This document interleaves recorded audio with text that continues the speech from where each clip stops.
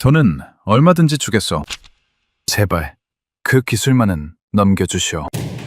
저가 공세로 기세등등하던 중국과 태국이 EU 탄소 국경세 폭탄에 국가 파산 위기에 몰렸습니다. 세계 최고라는 두 나라, 독일과 일본조차 해결 못한 이 0.1%의 오차 앞에 저 어원 세계가 싹 다 포기하고 무릎을 꿇어버렸죠. 여러분, 그런데 말입니다. 한국의 선택은 완전히 달랐습니다. 한국은 단숨에 탄소 배출을 30%나 줄이는 소름 돋는 기술로 세계를 경악시켰기 때문입니다. 더 충격적인 건 한국 공장엔 뭔가 더 특별한 장비조차 없었고, 비결을 묻는 전문가들에게 한국 기술자들은 조용히 자신들의 손을 가리켰습니다. 우리는 수백 년간 전 국민이 일상 속에서 이 정밀도를 다루는 극한의 비밀 훈련을 해왔습니다. 불편함을 견디며 인간의 성능을 극대화한 신체적 진화, 수조 원의 현금 뭉치와 백지수표를 들고 와도 절대 사갈 수 없는 이 한국 기술의 정체. 지금 시작합니다. 그 전에 잠깐 1초 만에 누를 수 있는 좋아요 버튼을 꾹 눌러주시면 영상 제작에 아주 큰 힘이 됩니다. 그럼 바로 시작하겠습니다. 값싸게 만들면 이긴다는 게 수십 년간 변하지 않는 규칙이었습니다.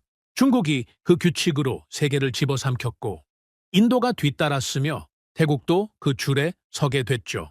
더 싸게, 더 빠르게, 더 많이 만들어내면 이기는 게임이었으니까요. 그런데 지금 게임의 룰 자체가 완전히 바뀌어버렸습니다. EU가 새로운 규칙을 들고 나왔거든요. 탄소 비용이라는 네 글자가 중국을 흔들기 시작했습니다. 탄소를 많이 배출하면서 만든 제품에는 추가 비용을 내라는 게 핵심이었죠. 단순해 보이는 규칙이었지만 그 단순한 규칙 하나가 세계의 공장이라 불리던 중국을 뿌리째 흔들어 놓기 시작했습니다. 중국은 하루아침에 비싼 나라가 되어버렸습니다. 스스로 경쟁력을 잃어버린 겁니다. 가격이 오르면 당연히 주문이 줄어들고, 주문이 줄면 공장이 멈추게 되고, 공장이 멈추면 수많은 일자리가 사라지게 됩니다. 완벽한 도미노였죠. 저는 방콕에 있는 정부 회의실에서 그 숫자들이 무너져 내리는 걸 실시간으로 지켜보고 있었습니다. 제 이름은 수파차이 타나폰이고 태국 정부에서 산업위기 대응 기술 전략을 담당하고 있습니다. 쉽게 말하자면 나라가 경제적으로 망하지 않도록 숫자를 읽고 해석하는 사람이죠. 총리실과 국가안보회의, 산업부가 공동으로 저를 부릅니다. 수출이 흔들릴 때, 제조업이 위험해질 때, 에너지 가격이 요동칠 때마다 저는 숫자를 분석하고 남은 시간을 계산해서 보고하죠. 그날 회의실에 들어서자마자 스크린에 중국의 수출 그래프가 떠 있는 게 눈에 들어왔습니다. 빨간색 화살표가 가파르게 아래를 향하고 있었죠. 산업부 차관이 제가 자리에 앉기도 전에 질문을 던졌습니다. 수파차이 박사, 이 상황을 어떻게 보십니까? 중국 철강 수출이 불과 석 달 만에 15%나 하락했습니다. 탄소 비용이 붙으면서 가격 경쟁력이 순식간에 무너진 결과죠. 차관이 턱을 괴며 고개를 끄덕였습니다. 그렇다면 우리한테는 오히려 기회 아닙니까? 중국이 빠진 자리에 태국이 들어갈 수 있는 거 아닌가요? 저는 천천히 고개를 저었습니다. 안타깝지만 그렇지 않습니다. 우리 태국도 중국과 똑같은 압력 아래 놓여 있으니까요. 회의실이 조용해졌습니다. 저는 다음 슬라이드로 넘겼죠.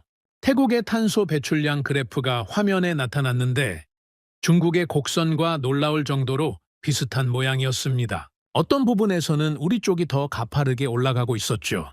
EU의 탄소국 경조정제도 CBAM이라고 부르는데요. 이게 2026년부터 본격적으로 시행됩니다. 철강, 시멘트, 알루미늄, 비료, 전력부터 시작해서 점점 범위가 확대될 겁니다. 태국 수출품 중 상당수가 바로 이 범주에 해당하죠. 차관의 얼굴이 눈에 띄게 굳어졌습니다. 손에 들고 있던 펜을 테이블 위에 내려놓으며 물었죠. 그러면 결국 우리도 중국 꼴이 된다는 겁니까? 저는 대답 대신 다음 슬라이드를 띄웠습니다. 뉴델리 상공을 찍은 위성 사진이었는데 하늘 전체가 시커멓게 뒤덮여 있었죠. 스모그가 도시를 완전히 집어삼킨 날의 모습이었습니다. 인도는 우리보다 상황이 더 심각합니다. 대기오염 때문에 국제항공편이 취소되는 일이 반복되고 있거든요.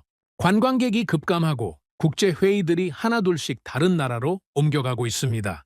국가에 대한 신뢰 자체가 무너지고 있는 겁니다. 회의실 반대편에 앉아있던 관광부 국장이 몸을 앞으로 기울였습니다. 그건 인도 이야기 아닙니까? 태국은 인도만큼 심하지 않잖아요. 저는 바로 그 질문이 나오기를 기다리고 있었습니다. 지금은 그렇습니다. 하지만 추세를 한번 보시죠. 저는 태국 주요 도시들의 대기오염 그래프를 띄웠습니다.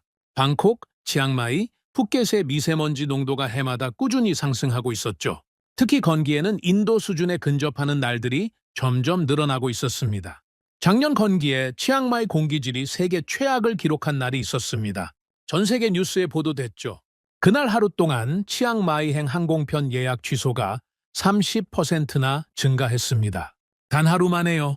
관광부 국장의 안색이 창백해졌습니다. 태국 경제에서 관광업이 국내 총생산의 거의 20%를 차지하니까요. 관광이 흔들리면 나라 전체가 휘청거릴 수밖에 없죠. 저는 잠시 숨을 고른 뒤 계속했습니다. 관광만 문제가 아닙니다. 농산물 수출도 상당히 위험한 상황입니다.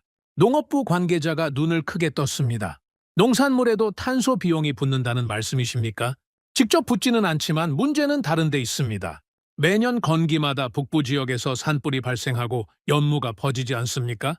그러면 작황이 불안정해지고 수확 시기가 예측 불가능해집니다. 게다가 국제 검역 기준이 점점 까다로워지면서 환경 기준을 충족하지 못하면 아예 수출 계약 자체가 취소되는 사례가 부쩍 늘었습니다. 회의실 안의 공기가 점점 무겁게 가라앉기 시작했습니다. 저는 마지막 슬라이드를 화면에 띄웠습니다. 제조업은 더 직접적인 위협을 받고 있습니다.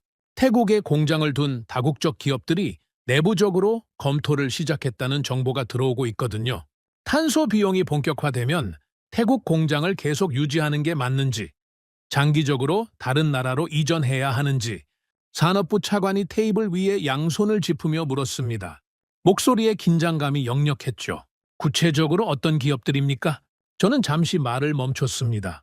기업 이름을 함부로 거론할 수 있는 상황이 아니었거든요.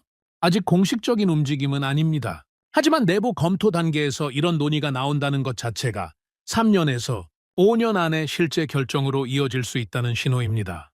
3년에서 5년이라 차관이 낮은 목소리로 중얼거렸습니다. 그렇습니다. 그게 우리에게 남은 시간입니다.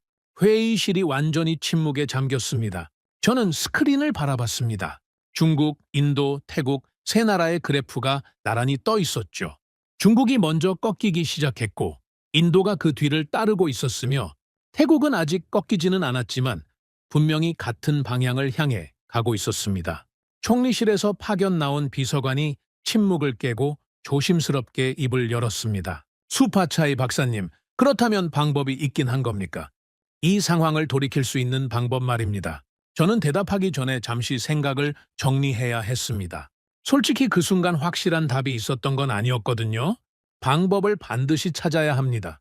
설비를 전면 교체하면 가장 확실하겠지만 그러려면 5년에서 10년이 걸립니다. 우리에게 그 시간이 없죠. 기존 설비를 유지하면서 배출을 줄일 수 있는 기술이 필요합니다. 비서관이 다시 물었습니다. 그런 기술이 세상에 존재합니까? 제가 직접 찾아보겠습니다. 중국, 유럽, 미국, 일본 기술 전부 검토하겠습니다. 우리 조건에 맞는 게 있는지 철저하게 분석해 보겠습니다. 차관이 고개를 끄덕이며 말했습니다. 일주일 안에 보고해 주십시오. 시간이 없습니다. 알겠습니다. 회의는 그렇게 끝났습니다. 저는 회의실을 나서면서 창밖을 바라봤습니다. 방콕 하늘이 뿌옇게 흐려져 있었죠. 건기가 막 시작되고 있었습니다. 그날 밤 저는 집에 가지 않고 사무실에 남았습니다.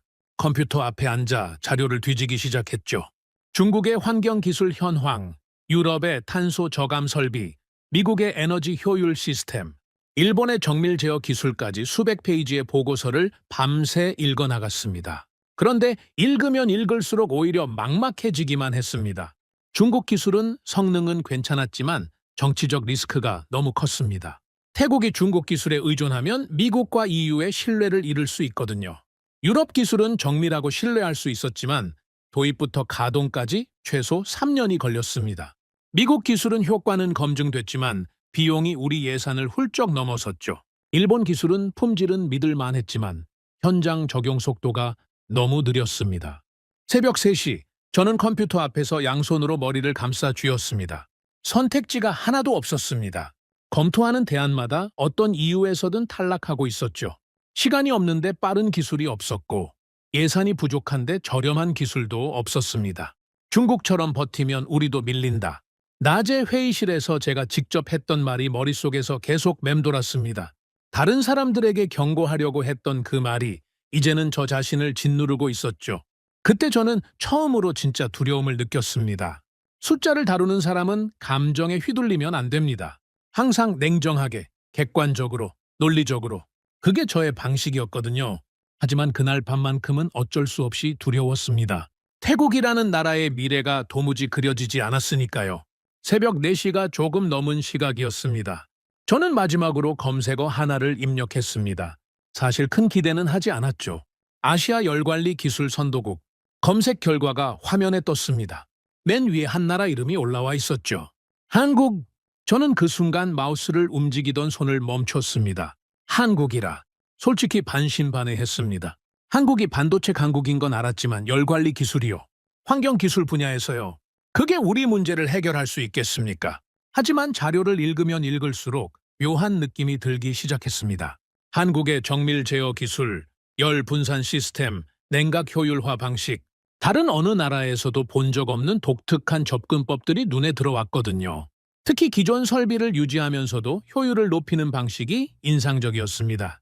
아직 이게 진짜 답인지는 알 수 없었습니다. 하지만 적어도 더 깊이 검토해볼 가치는 분명히 있어 보였죠.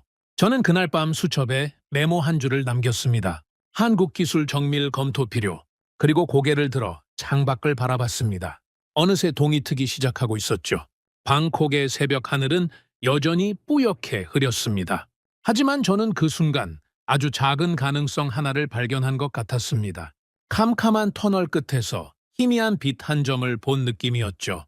한국이 정말 답인지 아니면 또 다른 실망으로 끝날지 그건 직접 확인해봐야 알 수 있는 일이었습니다.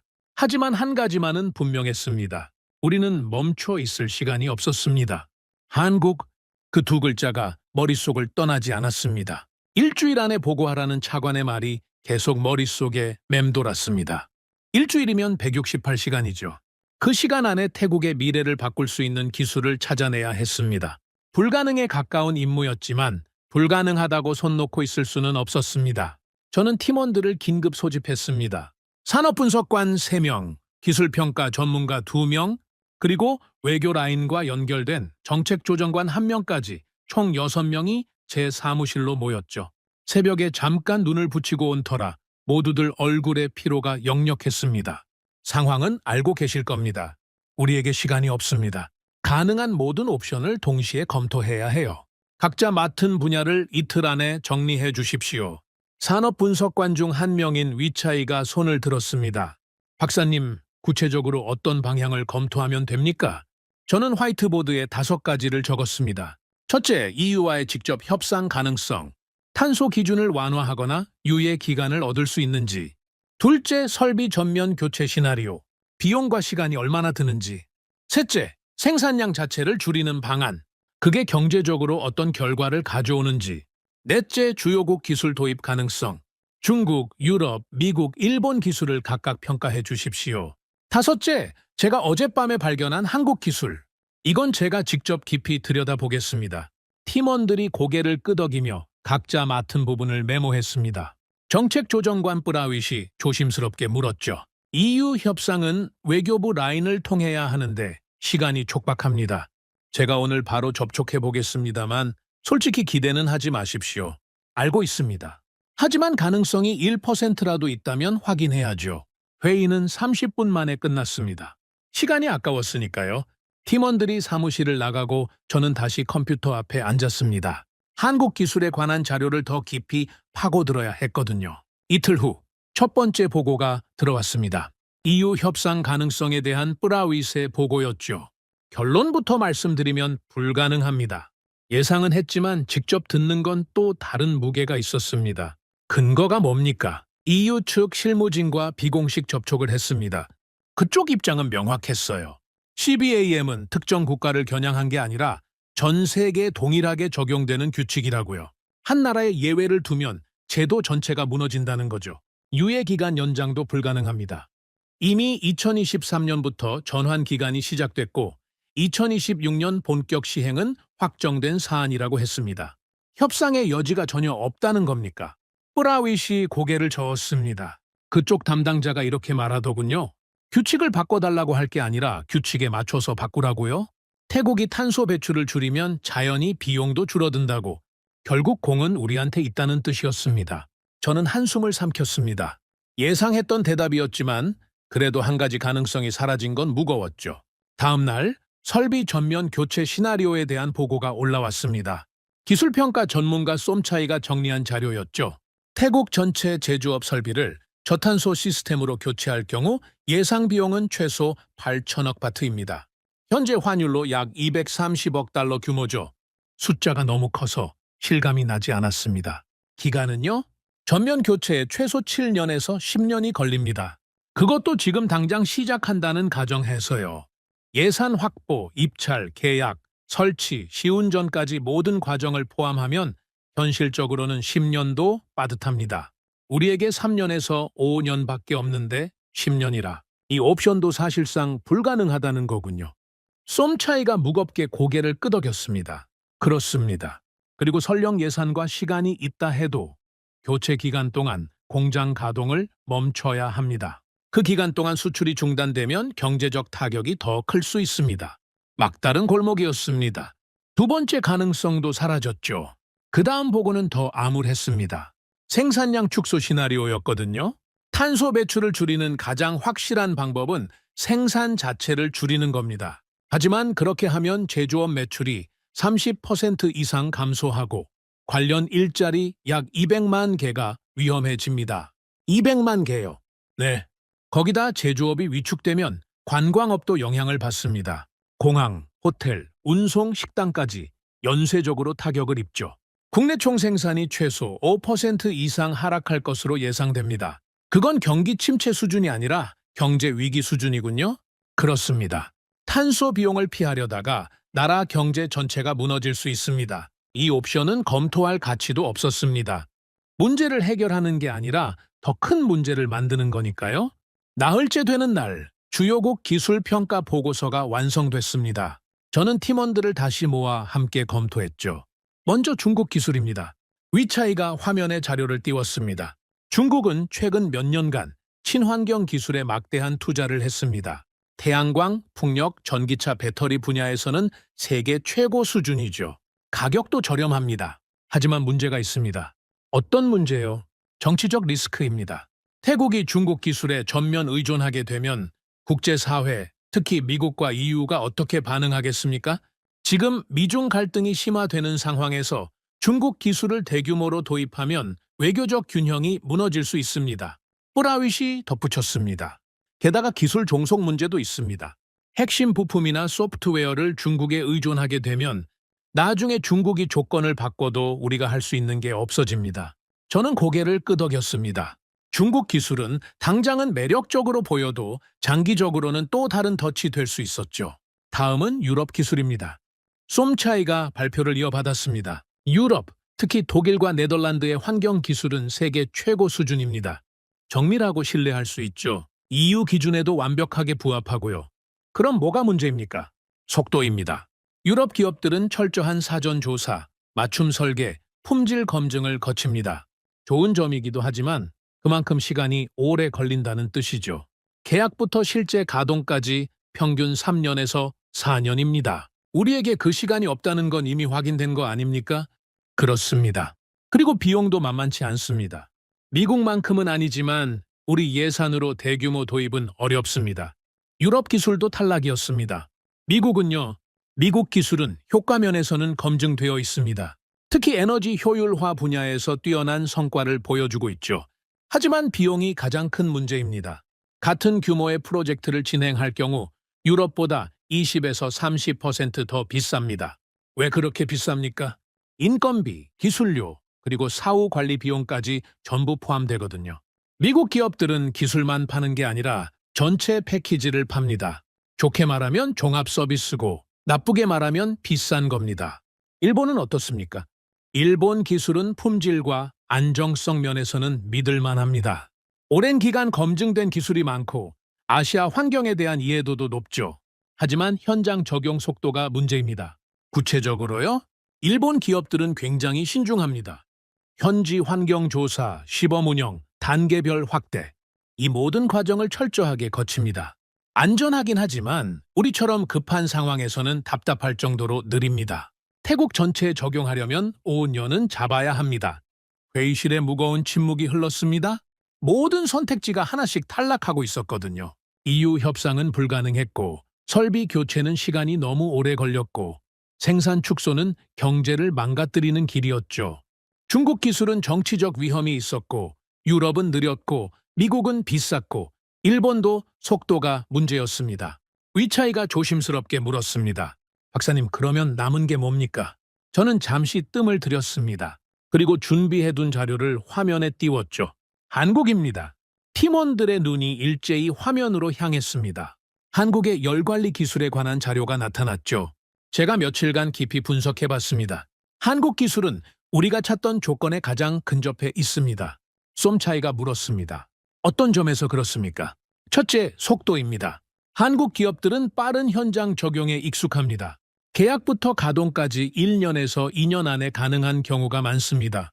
둘째, 비용입니다. 유럽이나 미국에 비해 20에서 40% 저렴하면서도 품질은 뒤지지 않습니다. 셋째, 기술의 특성입니다. 저는 화면을 넘기며 설명을 이어갔습니다.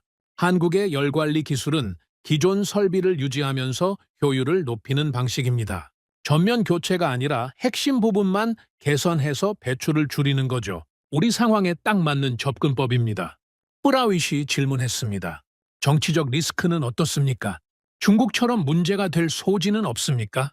한국은 미국의 동맹국이면서 동시에 EU와도 긴밀한 관계를 유지하고 있습니다. 한국 기술을 도입한다고 해서 외교적 문제가 생길 가능성은 거의 없습니다. 오히려 균형 잡힌 선택으로 보일 수 있죠. 팀원들이 서로 얼굴을 쳐다봤습니다. 희망이 보이는 것 같기도 하고 아직 확신이 서지 않는 것 같기도 한 표정이었죠. 위차이가 물었습니다. 그런데 한국이 이런 기술을 가지고 있다는 건 저도 처음 듣는 얘기입니다. 반도체 강국인 건 알았지만 열관리나 환경기술 분야에서도 그렇게 앞서 있습니까? 저도 처음에는 의아했습니다. 그래서 더 깊이 파봤죠. 저는 새로운 자료를 화면에 띄웠습니다. 한국의 반도체 산업을 보십시오. 반도체 공정에서 가장 중요한 게 뭔지 아십니까? 온도 관리입니다. 나노미터 단위의 회로를 새기려면 열을 극도로 정밀하게 제어해야 합니다. 한국이 반도체 세계 1위를 유지하는 이유 중 하나가 바로 이 열관리 능력입니다. 팀원들의 표정이 바뀌기 시작했습니다. 그리고 이 기술이 반도체에만 머물러 있지 않습니다. 자동차 엔진 냉각, 발전소 효율화, 산업용 열 회수 시스템까지 다양한 분야로 확장되고 있죠. 한국은 열을 다루는 데 있어서 세계 최고 수준의 노하우를 축적해왔습니다. 쏨차이가 고개를 끄덕이며 말했습니다. 논리적으로는 납득이 됩니다. 하지만 실제로 우리 환경에 적용 가능한지는 직접 확인해 봐야 하지 않겠습니까? 맞습니다. 그래서 제안이 있습니다. 한국 측과 공식 접촉을 시작하고 싶습니다. 기술 설명회를 요청하고 가능하다면 실무진을 파견해서 직접 확인하는 겁니다. 회의실이 잠시 조용해졌습니다. 뿌라윗이 먼저 입을 열었죠. 제가 외교 라인을 통해 접촉 채널을 만들어 보겠습니다. 한국 산업부나 관련 기관과 연결할 수 있을 겁니다. 저는 고개를 끄덕였습니다. 빠르면 빠를수록 좋습니다. 시간이 없다는 건 모두 알고 계시죠. 회의가 끝난 후 저는 혼자 사무실에 남아 창밖을 바라봤습니다. 방콕의 하늘은 여전히 뿌였지만 마음속에는 작은 빛 하나가 켜진 것 같았죠. 모든 선택지가 탈락하는 과정을 지켜보면서 깨달은 게 있었습니다. 이건 친환경이니 지속가능성이니 하는 고상한 이야기가 아니었습니다. 이건 순전히 생존의 문제였죠. 탄소 비용이라는 새로운 규칙 아래서 태국이라는 나라가 계속 숨을 쉴 수 있느냐 없느냐의 문제였습니다. 한국은 호의로 선택된 게 아니었습니다. 시간과 현실이 모든 대안을 지워버린 뒤에 유일하게 남은 이름이었죠. 어쩌면 그게 더 믿을 만한 이유일 수도 있었습니다. 감정이 아니라 논리로 도달한 결론이니까요. 저는 수첩을 펼쳐 오늘 날짜 옆에 한 줄을 적었습니다. 한국 공식 접촉 시작, 그리고 다음 장을 넘겼습니다. 거기에는 제가 아직 풀지 못한 질문이 적혀 있었죠. 한국은 왜 이런 기술을 가지고 있는가? 반도체 때문이라고 설명할 수 있었습니다. 하지만 뭔가 더 깊은 이유가 있을 것 같은 느낌이 들었죠. 다른 나라들도 반도체를 만드는데 왜 유독 한국만 이 정도의 정밀함에 도달한 걸까요? 그 답은 아직 몰랐습니다. 하지만 곧 알게 될 것 같았습니다. 한국 기술진을 직접 만나면요. 한국 측과의 첫 공식 접촉이 성사되기까지 열흘이 걸렸습니다. 외교 채널을 통해 연락을 취하고 양측 일정을 조율하고 회의 의제를 협의하는데 그 정도 시간이 필요했죠. 열흘이 짧다면 짧고 길다면 긴 시간이었지만 저에게는 매일이 조바심의 연속이었습니다. 드디어 회의 날짜가 잡혔습니다. 장소는 방콕 시내에 있는 한국 대사관 인근 회의 시설이었죠. 저는 팀원 3명과 함께 아침 일찍 출발했습니다. 차 안에서도 준비한 질문 목록을 계속 검토했죠. 쏨차이가 옆에서 물었습니다. 박사님, 오늘 가장 중요하게 확인할 게 뭡니까? 3가지입니다. 첫째, 기술이 정말로 우리 상황에 적용 가능한지. 둘째, 적용한다면 얼마나 빨리 효과가 나타나는지. 셋째, 비용이 우리 예산 범위 안에 들어오는지. 이 3가지가 충족되지 않으면 아무리 좋은 기술이라도 의미가 없습니다. 쏨차이가 고개를 끄덕였습니다. 숫자로 증명되는 결과가 필요하다는 거죠. 정확합니다. 감상이나 가능성이 아니라 구체적인 수치를 확인해야 합니다. 회의장에 도착하니 한국 측 기술진이 이미 와 있었습니다. 5명이었죠? 한국산업통상자원부에서 파견 나온 팀장님 1분, 에너지기술연구원 소속 연구원 2분, 그리고 민간 기업에서 온 기술 전문가 2분이었습니다. 모두 단정한 정장 차림의 노트북과 자료 파일을 준비하고 있었죠. 간단한 인사를 나눈 뒤 바로 본론으로 들어갔습니다. 시간이 아까웠으니까요. 한국 측 대표인 산업부 팀장님이 먼저 입을 열었습니다. 수파차이 박사님, 먼저 태국 측의 상황과 필요 사항을 직접 들을 수 있을까요? 저희가 준비한 자료가 있지만 실제로 어떤 문제를 해결하고 싶으신지 정확히 파악하는 게 우선이라고 생각합니다. 저는 고개를 끄덕이며 대답했습니다. 솔직하게 말씀드리겠습니다. 태국은 지금 시간과 싸우고 있습니다. 저는 준비해온 자료를 화면에 띄우며 설명을 시작했죠. EU의 CBAM이 2026년부터 본격 시행됩니다. 태국 수출품 상당수가 탄소 비용 부과 대상에 포함되죠. 지금 추세대로라면 3년에서 5년 안에 우리 제조업 경쟁력이 심각하게 훼손될 겁니다. 중국이 이미 그 길을 먼저 걷고 있고 태국도 같은 방향으로 가고 있습니다. 한국 측 팀장님이 진지한 표정으로 듣고 계셨습니다. 설비를 전면 교체하면 문제가 해결되겠지만 그러려면 7년에서 10년이 필요합니다. 우리에게 그 시간이 없죠. 그래서 다른 방법을 찾고 있습니다. 기존 설비를 유지하면서 탄소 배출을 줄일 수 있는 기술이 필요합니다. 팀장님이 고개를 끄덕이며 말씀하셨습니다. 상황을 잘 이해했습니다. 저희가 준비한 내용이 바로 그 부분에 해당합니다. 팀장님이 옆에 앉은 연구원에게 눈짓을 하셨고 그 연구원이 프레젠테이션을 시작했습니다. 에너지기술연구원에서 열관리 시스템을 연구하는 분이라고 하셨죠. 저희가 개발한 기술의 핵심은 열 회수와 재활용입니다. 기존 제조 공정에서 버려지는 폐열을 포집해서 다시 에너지원으로 활용하는 방식이죠. 이렇게 하면 연료 소비가 줄어들고 자연히 탄소 배출도 감소합니다. 화면에 도표와 그래프가 나타났습니다. 저는 숫자들을 주의 깊게 살펴봤죠. 구체적인 수치를 말씀해 주실 수 있습니까? 실제로 얼마나 감소합니까? 연구원이 다음 슬라이드를 띄웠습니다. 한국 내 적용 사례를 보시면 철강 공장에서 평균 18%의 에너지 절감 효과가 나타났습니다. 탄소 배출량으로 환산하면 약 22% 감소죠. 시멘트 공장에서는 절감률이 더 높아서 25%까지 기록한 사례도 있습니다. 20% 이상이라 상당한 수치였습니다. 하지만 저는 바로 다음 질문을 던졌죠. 적용 기간은 얼마나 걸립니까? 계약부터 실제 가동까지요. 기존 설비의 규모와 상태에 따라 다르지만 평균적으로 8개월에서 14개월 사이입니다. 전면 교체가 아니라 핵심 모듈만 추가 설치하는 방식이기 때문에 공장 가동을 완전히 멈출 필요도 없습니다. 8개월에서 14개월, 1년 안팎이라는 뜻이었습니다. 다른 옵션들이 3년에서 10년씩 걸리는 것과 비교하면 압도적으로 빠른 속도였죠. 위차이가 옆에서 질문했습니다. 비용은 어느 정도입니까? 태국 공장 하나에 적용한다고 가정했을 때요. 연구원이 잠시 계산하는 듯 하더니 대답했습니다. 중형 규모 철강 공장을 기준으로 초기 설치 비용은 대략 200만 달러에서 400만 달러 사이입니다. 유럽이나 미국 기술의 절반 수준이죠. 그리고 에너지 절감 효과를 고려하면 3년에서 4년 안에 투자 비용을 회수할 수 있습니다. 숫자들이 머릿속에서 빠르게 조합되기 시작했습니다. 속도, 비용, 효과. 세 가지 조건이 모두 우리가 원하는 범위 안에 들어오고 있었죠. 솔직히 놀라웠습니다. 이렇게 깔끔하게 조건에 맞아떨어지는 경우는 처음이었거든요. 하지만 저는 아직 완전히 납득되지 않는 부분이 있었습니다. 숫자는 좋았지만 뭔가 근본적인 질문이 해결되지 않은 느낌이었죠. 저는 잠시 생각을 정리한 뒤 질문했습니다. 기술적인 부분은 충분히 이해했습니다. 수치도 인상적이고요. 하지만 제가 정말 궁금한 건 다른 겁니다. 한국 측 모두가 저를 바라봤습니다. 왜 한국입니까?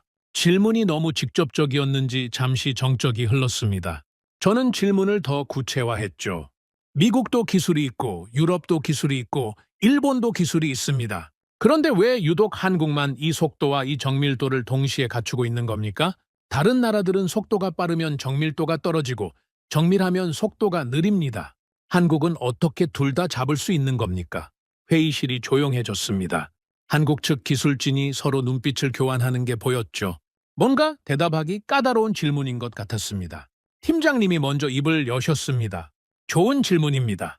사실 저희도 해외에서 자주 받는 질문이에요.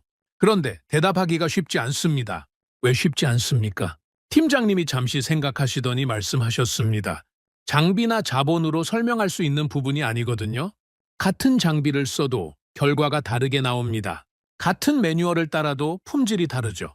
저희도 그 이유를 명확하게 설명하기가 어렵습니다. 저는 고개를 갸웃했습니다. 기술을 파는 사람들이 자기 기술의 원천을 설명하지 못한다는 게 이상했거든요. 그러면 무엇으로 설명할 수 있습니까? 장비도 아니고 자본도 아니라면요. 그때 옆에 앉아있던 민간기업 기술자 한 분이 조심스럽게 손을 들었습니다. 아까부터 말없이 듣고만 계시던 분이었죠. 제가 한 가지 여쭤봐도 될까요? 물론이죠. 그분이 저를 똑바로 바라보며 물었습니다. 박사님, 혹시 젓가락을 아십니까? 저는 순간 질문의 의도를 파악하지 못했습니다. 젓가락이라고요. 지금 탄소 배출과 국가 경쟁력을 이야기하고 있는데 갑자기 젓가락이라니요? 젓가락이요. 물론 압니다. 태국에서도 사용하니까요. 그분이 고개를 끄덕이며 말씀하셨습니다. 태국에서 쓰시는 젓가락은 어떤 재질입니까? 나무나 대나무가 대부분이죠. 한국은 다릅니다. 한국 사람들은 쇠로 된 젓가락을 씁니다. 저는 여전히 이 대화가 어디로 향하는지 알 수 없었습니다. 하지만 그분의 눈빛이 진지했기 때문에 계속 들었죠. 쇠젓가락이요? 네. 스테인리스 스틸로 만든 젓가락입니다. 나무 젓가락보다 무겁고 미끄럽고 납작합니다. 솔직히 말하면 사용하기 어려운 도구죠. 그럼 불편한 걸 왜 씁니까? 그분이 미소를 지으며 대답하셨습니다. 저도 어릴 때 그렇게 생각했습니다. 왜 이렇게 불편한 걸 쓰는 걸까? 나무 젓가락이 훨씬 편한데.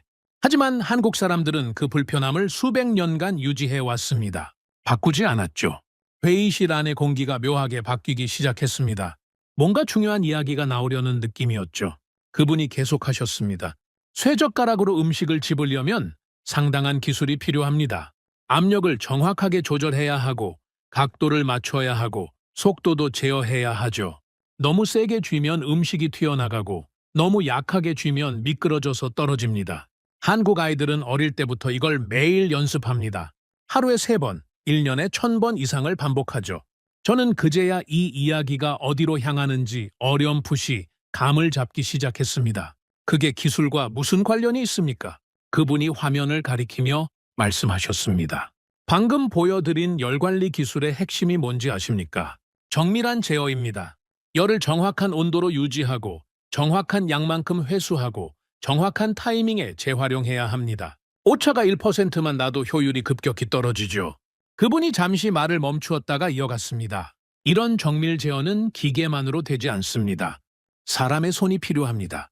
센서의 미세한 이상을 감지하고 수치의 작은 변화를 읽어내고 적절한 순간에 조정을 가하는 것. 이게 전부 사람 손에서 나옵니다.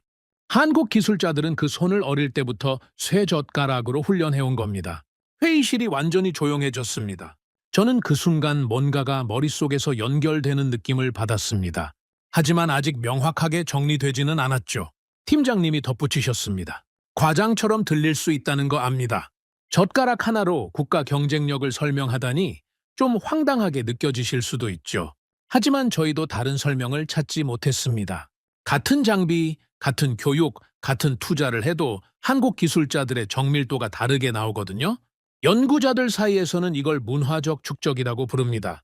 저는 한참 동안 아무 말도 하지 못했습니다. 머릿속에서 여러 생각이 교차하고 있었거든요. 솔직히 말씀드리면 지금 당장은 완전히 납득되지 않습니다. 팀장님이 고개를 끄덕이셨습니다. 당연합니다. 저희도 처음에는 그랬으니까요. 하지만 박사님께서 직접 한국에 오셔서 현장을 보시면 이해가 되실 겁니다. 한국에요? 네. 100번 듣는 것보다 한 번 보는 게 낫습니다.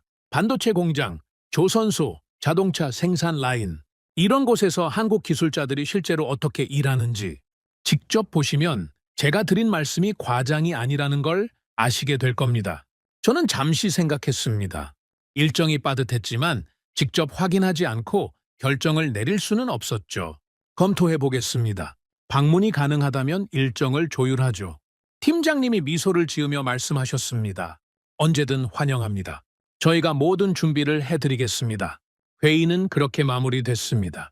악수를 나누고 회의장을 나서는데 머릿속이 복잡했습니다. 숫자와 데이터는 충분히 인상적이었습니다. 속도, 비용, 효과, 모든 조건이 맞아떨어졌죠. 하지만 그것만으로는 설명되지 않는 뭔가가 있었습니다. 젓가락이라. 차에 올라타고 나서도 그 단어가 머릿속을 떠나지 않았습니다. 쏨차이가 옆에서 물었죠. 박사님, 어떻게 보셨습니까? 기술은 좋습니다. 숫자도 맞고요. 하지만 아직 확신이 서지 않습니다. 젓가락 이야기 때문입니까? 그것도 있고 뭔가 더 확인해 봐야 할 것 같습니다. 한국에 직접 가봐야겠어요. 쏨차이가 고개를 끄덕였습니다. 저도 솔직히 젓가락 이야기는 좀 의아했습니다. 기술 회의에서 갑자기 젓가락이라니요. 저는 창밖을 바라보며 대답했습니다. 저도 처음엔 그랬습니다. 하지만 생각해보면 이상한 점이 하나 있어요. 뭐가요?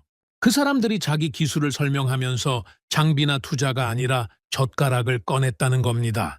기술을 파는 사람들이 보통 그렇게 말합니까? 우리 장비가 좋습니다. 우리 연구진이 뛰어납니다. 그렇게 말하는 게 정상이죠. 그런데 그 사람들은 젓가락으로 밥 먹는 이야기를 했습니다. 쏨차이가 잠시 생각하더니 말했습니다. 그건 자신감일 수도 있고 아니면 정말로 다른 설명이 없어서일 수도 있겠네요. 저도 아직 모르겠습니다. 그래서 직접 봐야 합니다. 차는 방콕 시내를 빠져나가고 있었습니다. 창밖으로 공장 굴뚝에서 연기가 피어오르는 게 보였죠. 저 연기 속에 태국의 미래가 달려 있었습니다. 그날 밤 저는 사무실에서 젓가락에 대한 자료를 찾아봤습니다. 한국의 쇠젓가락 문화, 그 역사와 특징에 대해서요. 읽으면 읽을수록 흥미로웠습니다. 한국은 세계에서 유일하게 금속 젓가락을 일상적으로 사용하는 나라였습니다. 중국이나 일본은 나무나 대나무 젓가락을 쓰는데 한국만 스테인리스 스틸을 고집했죠. 그리고 한국 젓가락은 다른 나라 젓가락보다 납작했습니다. 둥근 젓가락보다 납작한 젓가락이 훨씬 다루기 어렵거든요. 왜 굳이 더 어려운 방식을 선택했을까요? 왜 불편함을 감수했을까요? 저는 아직 답을 찾지 못했습니다. 하지만 한 가지는 분명해지고 있었습니다. 한국 기술의 비밀은 공장이나 연구소가 아니라 어딘가 다른 곳에 있을지도 모른다는 것. 어쩌면 그건 기술이라고 부르기 어려운 것, 삶의 방식에 가까운 무엇일지도 모른다는 것. 저는 수첩에 메모를 남겼습니다. 한국 방문 일정 확정할 것, 현장에서 직접 확인할 것, 그리고 그 아래에 한 줄을 더 적었죠. 젓가락의 비밀은 무엇인가? 답은 아직 몰랐습니다. 하지만 곧 알게 될 것 같았습니다. 한국행 비행기에 오른 건 그로부터 2주 후였습니다. 인천공항에 내리니 한국 측에서 마중을 나와 있었죠. 방콕 회의에서 만났던 팀장님과 연구원 한 분이 직접 오셨더군요. 잘 오셨습니다, 박사님. 이틀 동안 빡빡한 일정이 될 겁니다. 오늘은 반도체 공장, 내일은 조선소와 자동차 생산 라인을 방문할 예정입니다. 저는 고개를 끄덕이며 대답했습니다. 괜찮습니다. 직접 보러 온 거니까요. 차를 타고 첫 번째 목적지로 이동하는 동안 창밖으로 한국의 풍경이 스쳐 지나갔습니다. 깔끔하게 정돈된 도로, 빠르게 달리는 차들, 곳곳에 보이는 공장 단지들. 태국과는 사뭇 다른 분위기였죠. 뭐랄까, 모든 게 정확하고 빠르게 움직이는 느낌이었습니다. 첫 번째 방문지는 경기도에 있는 반도체 공장이었습니다. 보안 절차를 거쳐 클린룸에 들어가기 전 특수 복장으로 갈아입어야 했죠. 먼지 하나가 제품 전체를 망칠 수 있기 때문이라고 했습니다. 클린룸 안에 들어서는 순간 저는 숨을 멈췄습니다. 거대한 공간 안에서 수백 명의 기술자들이 일사불란하게 움직이고 있었거든요. 그런데 이상한 점이 있었습니다. 이렇게 많은 사람이 일하고 있는데 소리가 거의 없었습니다. 기계 작동음만 낮게 울릴 뿐 사람들은 마치 물속에서 움직이는 것처럼 조용하고 정확하게 움직였죠. 안내를 맡은 공장 관계자가 설명했습니다. 반도체 공정에서 가장 중요한 건 진동 관리입니다. 나노미터 단위로 회로를 새기는 작업이기 때문에 작은 진동 하나가 전체 품질에 영향을 미치죠. 기술자들이 저렇게 조용히 움직이는 건 훈련의 결과입니다. 저는 기술자들의 손놀림을 유심히 관찰했습니다. 장갑을 낀 손이 기계를 다루는 모습이 마치 외과 의사가 수술하는 것처럼 정밀했거든요. 한 기술자가 현미경을 들여다보며 무언가를 조정하고 있었는데 그 손가락의 움직임이 거의 떨리지 않았습니다. 저 작업자는 몇 년 차입니까? 공장 관계자가 확인하더니 대답했습니다. 3년 차입니다. 3년 만에 저 정도 정밀도를 갖출 수 있습니까? 관계자가 잠시 생각하더니 말했습니다. 숙련 속도가 빠른 편이긴 합니다.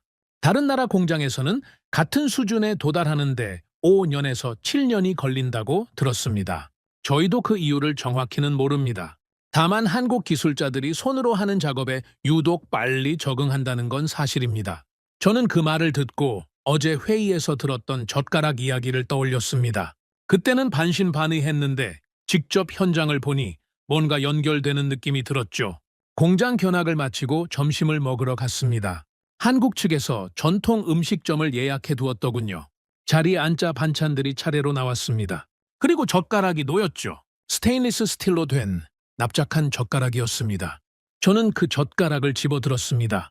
손에 닿는 느낌이 태국에서 쓰던 나무 젓가락과는 완전히 달랐죠. 무겁고 차갑고 미끄러웠습니다. 반찬 하나를 집으려고 했는데 생각보다 힘이 들었습니다. 힘을 조금만 잘못 줘도 음식이 미끄러져 떨어졌거든요. 팀장님이 제 모습을 보며 웃으셨습니다. 어려우시죠? 처음 쓰시는 분들은 대부분 그러십니다. 솔직히 좀 불편합니다. 나무 젓가락이 훨씬 쓰기 편한데 왜 굳이 이걸 쓰시는 겁니까? 팀장님이 자신의 젓가락을 들어 보이며 말씀하셨습니다. 저도 어릴 때 할머니한테 물어본 적이 있습니다. 왜 이렇게 불편한 젓가락을 쓰냐고요? 할머니가 그러시더군요. 불편하니까 쓴다고. 불편하니까요? 네, 편하면 실력이 늘지 않는다고 하셨습니다. 어릴 때는 무슨 말인지 몰랐는데 나중에 이해가 됐죠. 저는 다시 젓가락으로 반찬을 집어보았습니다. 의식적으로 힘을 조절하니 아까보다는 나았지만 여전히 쉽지 않았죠. 옆에 앉은 연구원이 설명을 덧붙였습니다. 쇠젓가락을 제대로 쓰려면 세 가지를 동시에 제어해야 합니다. 압력, 각도, 속도. 너무 세게 쥐면 음식이 으깨지거나 튀어나가고 너무 약하게 쥐면 미끄러지죠.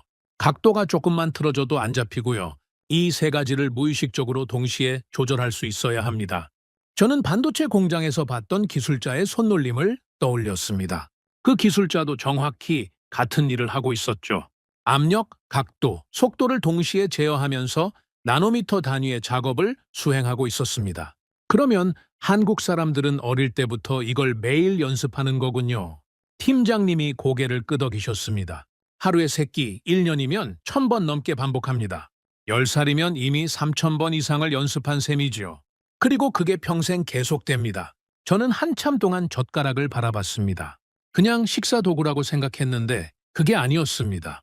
이건 훈련 도구였죠. 매일 3번씩 평생에 걸쳐 손의 정밀도를 단련하는 도구. 한국 사람들은 자신도 모르게 그 훈련을 받아왔던 겁니다. 연구원이 말을 이었습니다. 박사님, 재밌는 이야기 하나 해드릴까요? 한국에서 한때 반도체 인력을 뽑을 때 쇠젓가락으로 콩을 옮기는 시험을 봤다고 합니다. 정말입니까? 네. 미끄러운 콩을 쇠젓가락으로 집어서 다른 그릇으로 옮기는 거죠.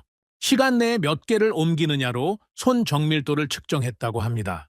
실제로 그 시험 성적과 나중에 현장에서의 작업 정밀도 사이에 상관관계가 있었다는 연구도 있고요. 저는 그 이야기를 듣고 충격을 받았습니다. 젓가락으로 콩을 옮기는 게 반도체 기술자 선발 시험이라니 얼핏 들으면 황당하게 느껴질 수도 있는 이야기였죠. 하지만 아까 클린룸에서 직접 본 것을 생각하면 그게 전혀 황당한 이야기가 아니었습니다. 팀장님이 덧붙이셨습니다. 물론 지금은 그런 시험을 보지 않습니다. 하지만 본질은 변하지 않았죠. 한국 기술자들의 손이 다른 나라 기술자들보다 정밀한 이유, 그 출발점은 공장이 아니라 식탁이었던 겁니다. 저는 밥을 먹으면서 계속 생각에 잠겼습니다. 지금까지 저는 기술의 비밀을 연구소나 투자에서 찾으려 했습니다. 장비가 좋아서, 교육이 뛰어나서, 자본이 풍부해서 그런 이유들을 생각했죠. 하지만 한국의 기술력은 그보다 훨씬 더 깊은 곳에서 시작되고 있었습니다. 밥상, 매일 3번, 온 국민이 손끝의 정밀도를 훈련하는 시간. 그게 기술의 출발점이었습니다. 한국 사람들은 첨단 기술을 배우기 전에 이미 첨단 기술을 수행할 수 있는 손을 가지고 있었던 겁니다. 오후에는 자동차 부품 공장을 방문했습니다. 엔진 냉각 시스템을 제조하는 곳이었죠. 이곳에서도 비슷한 광경을 봤습니다. 기술자들이 마이크로미터 단위의 오차를 손으로 잡아내고 있었거든요. 공장 관계자가 설명했습니다. 이 부품은 오차 허용 범위가 0.09mm입니다. 기계로 대부분의 작업을 하지만 최종 검수와 미세 조정은 사람 손으로 합니다. 기계보다 사람 손이 더 정밀한 경우가 있거든요. 저는 기술자의 손을 바라봤습니다. 손가락 끝이 부품 표면을 스치듯 지나가며 미세한 이상을 감지하고 있었죠. 그 손이 점심때 쇠젓가락을 잡던 손과 같은 손이라는 게 갑자기 실감이 났습니다. 저녁에 숙소로 돌아와 창밖을 바라보며 생각을 정리했습니다. 하루 동안 본 것들이 머릿속에서 하나로 연결되고 있었죠. 한국의 기술력은 교육 정책이나 정부 투자보다 먼저 존재했습니다. 그건 문화였죠. 불편함을 제거하지 않고 유지해온 문화, 쉬운 길을 택하지 않고 어려운 길을 고수해온 문화. 그 문화가 수백 년에 걸쳐 사람의 손을 단련했고 그 손이 반도체를 만들고 배를 만들고 자동차를 만들고 열을 다스리는 기술을 만든 겁니다. 저는 수첩을 펼쳐 메모를 남겼습니다. 기술의 시작점은 공장이 아니라 밥상이었다. 그리고 그 아래에 한 줄을 더 적었죠. 불편함을 제거하지 않은 문화가 사람 자체를 고정밀 장치로 만들었다. 창밖으로 한국의 야경이 보였습니다. 수많은 불빛이 반짝이고 있었죠. 저 불빛 하나하나가 공장이고 연구소이고 가정집일 겁니다. 그리고 저 모든 곳에서 사람들이 쇠젓가락으로 밥을 먹고 있겠죠. 자신도 모르게 매일 3번씩 손의 정밀도를 단련하면서요. 저는 그제야 완전히 이해했습니다. 왜 한국만 이 속도와 정밀도를 동시에 갖출 수 있는지, 다른 나라들이 따라올 수 없는 이유가 뭔지, 그건 투자의 문제도, 교육의 문제도, 정책의 문제도 아니었습니다. 그건 삶의 방식 그 자체였습니다. 한국에서의 둘째 날 아침이 밝았습니다. 오늘 일정은 조선소 방문이었죠. 울산에 있는 세계 최대 규모의 조선소를 직접 볼 수 있다고 했습니다. 저는 솔직히 기대가 컸습니다. 어제 반도체 공장에서 본 것만으로도 충분히 놀라웠는데 조선소에서는 또 어떤 것을 보게 될지 궁금했거든요. 서울에서 울산까지는 고속철도로 2시간 정도 걸렸습니다. 차창 밖으로 한국의 풍경이 빠르게 스쳐 지나갔죠. 산과 들판, 그리고 곳곳에 보이는 공장 단지들, 이 작은 나라에 이렇게 많은 산업시설이 밀집해 있다는 게 놀라웠습니다. 팀장님이 옆자리에서 설명해 주셨습니다. 오늘 방문하실 조선소는 세계에서 가장 큰 규모입니다. 연간 생산 능력이 1,000만 톤이 넘죠. 세계 선박 시장의 상당 부분을 한국이 차지하고 있습니다. 저는 고개를 끄덕이며 물었습니다. 조선업에서도 어제 보았던 것과 같은 정밀함이 필요합니까? 배는 반도체보다 훨씬 큰데요. 팀장님이 미소를 지으며 대답하셨습니다. 크기가 크다고 정밀함이 필요 없는 건 아닙니다. 오히려 클수록 더 정밀해야 하죠. 거대한 철판을 밀리미터 단위로 맞춰야 하고 용접 하나가 조금만 틀어져도 나중에 큰 문제가 됩니다. 배 한 척에 들어가는 용접 길이가 수백 킬로미터에 달하거든요. 그 모든 용접이 정확해야 배가 바다에서 안전하게 항해할 수 있습니다. 수백 킬로미터의 용접이라 상상하기 어려운 규모였습니다. 울산에 도착해서 조선소로 향했습니다. 정문을 통과하는 순간 저는 입을 다물 수가 없었습니다. 눈앞에 펼쳐진 광경이 압도적이었거든요. 거대한 선박들이 도크에 줄지어 서 있었고 그 주변으로 수천 명의 작업자들이 개미처럼 움직이고 있었습니다. 크레인이 하늘 높이 솟아 있었고 용접 불꽃이 여기저기서 튀고 있었죠. 안내를 맡은 조선소 관계자가 설명했습니다. 지금 보고 계신 선박은 액화천연가스 운반선입니다. 길이가 300m가 넘죠. 이 배 한 척을 만드는데 약 2년이 걸리고 수천 명의 기술자가 투입됩니다. 저는 그 거대한 선박을 올려다보며 물었습니다. 이렇게 큰 배를 어떻게 정밀하게 만들 수 있습니까? 부품 하나하나가 엄청나게 클 텐데요. 관계자가 고개를 끄덕이며 대답했습니다. 좋은 질문입니다. 사실 그게 한국 조선업의 핵심 경쟁력이죠. 저희는 블록 공법이라는 방식을 씁니다. 배 전체를 한 번에 만드는 게 아니라 수백 개의 블록으로 나눠서 각각 만든 다음 조립하는 거죠. 문제는 그 블록들이 완벽하게 맞아떨어져야 한다는 겁니다. 완벽하게라면 어느 정도를 말씀하시는 겁니까? 오차 허용 범위가 3mm입니다. 수십 톤짜리 철제 블록을 3mm 오차 안에서 맞춰야 하죠. 그게 안 되면 나중에 전체 구조가 틀어집니다. 3mm. 머리카락 굵기에 서너 배 정도 되는 오차였습니다. 그 정도의 정밀도를 수십 톤짜리 철 구조물에서 유지한다는 게 어떻게 가능한지 상상이 되지 않았죠. 저희를 용접 작업 현장으로 안내해 주셨습니다. 한 기술자가 철판 사이를 용접하고 있었는데 그 모습이 어제 반도체 공장에서 본 것과 묘하게 닮아 있었습니다. 손의 움직임이 매우 안정적이었고 용접봉이 일정한 속도로 정확하게 이동하고 있었거든요. 관계자가 말했습니다. 용접은 단순해 보이지만 사실 굉장히 어려운 기술입니다. 온도, 속도, 각도를 동시에 제어해야 하거든요. 조금만 빨라도 안 되고 조금만 느려도 안 됩니다. 각도가 틀어지면 용접 품질이 떨어지고 온도가 맞지 않으면 금속 조직이 약해지죠. 저는 그 기술자의 손을 유심히 바라봤습니다. 두꺼운 장갑을 끼고 있었지만 손가락의 미세한 움직임이 느껴졌죠. 그 손이 어제 쇠젓가락을 잡던 손과 같은 구조로 움직이고 있다는 걸 깨달았습니다. 압력, 각도, 속도, 세 가지를 동시에 제어하는 것. 규모만 다를 뿐 본질은 똑같았습니다. 저 기술자분은 경력이 어떻게 됩니까? 12년 차입니다. 저희 조선소에서 최고 등급 용접사로 인정받고 있죠. 제가 조심스럽게 물었습니다. 실례가 안 된다면 여쭈어봐도 될까요? 이 정도 기술을 갖추는데 얼마나 걸렸습니까? 기술자가 용접을 멈추고 마스크를 올리며 대답했습니다. 기본기를 익히는데 3년, 어느 정도 숙련되는데 5년, 지금 수준에 도달하는데 10년 넘게 걸렸습니다. 근데 솔직히 말하면 아직도 배우는 중입니다. 매일 조금씩 더 나아지려고 노력하죠. 저는 그 대답에서 뭔가 익숙한 것을 느꼈습니다. 어제 들었던 젓가락 이야기와 연결되는 지점이 있었거든요. 혹시 어릴 때부터 손으로 하는 작업을 좋아하셨습니까? 기술자가 웃으며 대답했습니다. 특별히 좋아했다기보다는 한국 사람들은 다 그렇지 않습니까?